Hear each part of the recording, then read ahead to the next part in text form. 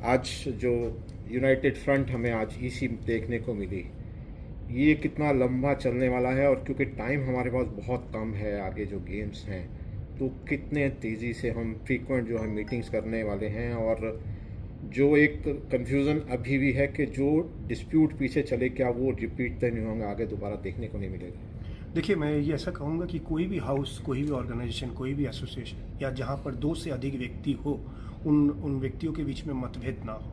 और ये सबसे बड़ा इम्पोर्टेंट है ये डेमोक्रेसी का, कि 2 व्यक्ति रहेंगे तो मतभेद रहेगा। और ये बात सही है कि इंडियन ओलंपिक एसोसिएशन में पिछले कुछ महीनों में इस मतभेद को देखा गया है और कई चिट्ठियाँ एक दूसरे के प्रति गया है और वो आपके पब्लिक डोमेन में भी आया है। लेकिन स्पोर्ट जो है एक इंक्लूसिव माना जाता है। स्पोर्ट कभी एक्सक्लूसिव नहीं होता है, सबको ले करके चलने की नाम ही स्पोर्ट है।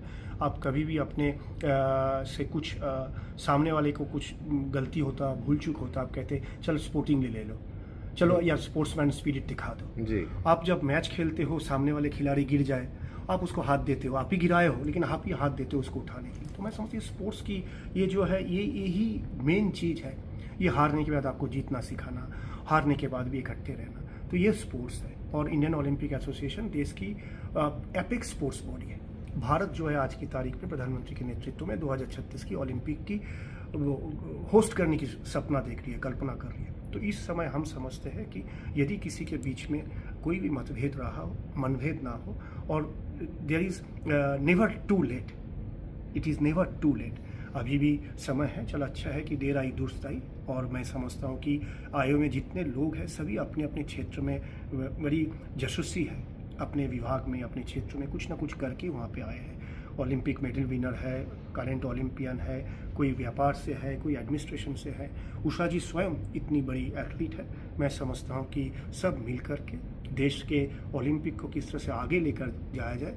ओलंपिक सिर्फ होस्ट करना नहीं, किस तरह से एथलीट की डेवलपमेंट हो, किस तरह से एथलीट को एंटी डोपिंग की जानकारी दी जाए, किस तरह से लोगों को समझाया जाए कि खेल की क्या सुविधा है, किस तरह से अपने जो इंडियन स्पोर्ट्स है उसको हम दुनिया के सामने लाए, किस तरह से हमारे इंफ्रास्ट्रक्चर की डेवलपमेंट हो, किस तरह से एथलीट की न्यूट्रिशन की बराबरी हो, किस तरह से उनकी आर्थिक निरापत्ता सुनिश्चित किया जाए। तो मैं समझता हूँ कि खेलो इंडिया की जो भिन्न तरह की गेम्स है, खेलो इंडिया गेम्स, खेलो इंडिया यूथ गेम्स, खेलो इंडिया स्कूल गेम्स, खेलो इंडिया विंटर गेम्स, खेलो इंडिया यूनिवर्सिटी गेम्स, ये सारे वो प्लेटफॉर्म है भारत सरकार जो खिलाड़ियों को प्रोत्साहन देती है।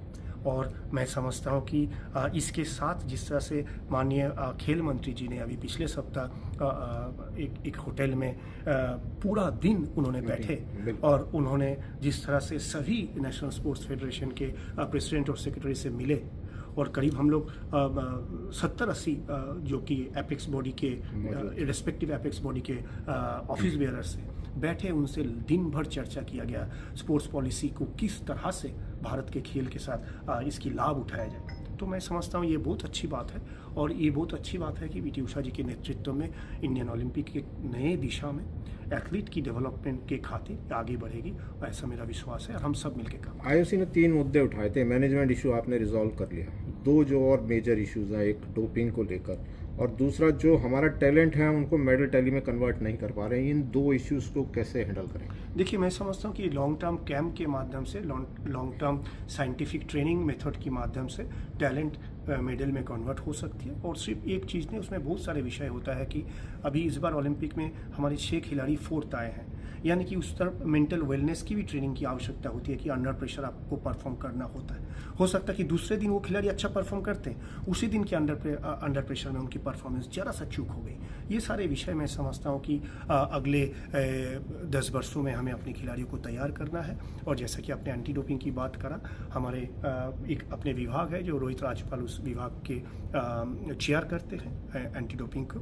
और ये मैं समझता हूँ कि इस पे डरा के धमका के नहीं, बल्कि इस पे एडुकेट करके, इसको समझा करके। और एथलीट जो मान लीजिए एक हम्बल बैकग्राउंड से आते हैं, कम उम्र से आते हैं, कभी उनको गलत समझाया जाता है कि भाई ये शॉर्टकट तरीका है मेडल जीतने की, तो हमें उन तक पहुंचना पड़ेगा, आपके माध्यम से पहुंचना पड़ेगा, ताकि हम एथलीट को ये समझा पाए कि भाई ये रास्ता शॉर्टकट जीवन का सही नहीं है, आपको सही तरीके से, कायदे से, सही प्रक्रिया से आगे जाना पड़ेगा।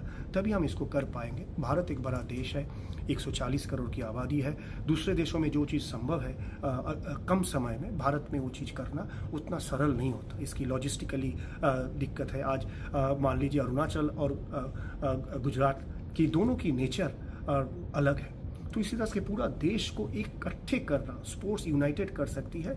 लेकिन ये विदेश में किस तरह से हो रहा है, बिल्कुल कॉपी पेस्ट हमारे देश में संभव नहीं है। हमारे देश के जो संभव है उसी के हिसाब से हमें लगता है कस्टमाइज तरीके से चलना। आखिरी सवाल, एडॉक कमेटी बनाई गई थी बिना ईसी की अप्रूवल के, उस पर अब डिस्कशन होगा? उस पर नहीं, मैं समझता हूँ कि वो सारे सारे इश्यूज हैं, सारे जो था विषय वो एमिकेबली उसकी समाधान आ गया है। और किसी की मतभेद भारत के कोई भी खेल में या कम से कम ओलंपिक एसोसिएशन की संचालन में बाधा ना हो, उसकी हम गारंटी देंगे। चलिए, हम उम्मीद करते हैं कि आने वाले दिनों में ये यूनाइटेड फ्रंट जो आज हमने देखा है वो कंटिन्यू रहेगा और 2036 अचीव करने में जो है आप लोगों का बहुत योगदान रहेगा। आपका उम्मीद रहे, ईश्वर का भी इच्छा रहे, जरूर हम थैंक यू। खड़े उतरेंगे।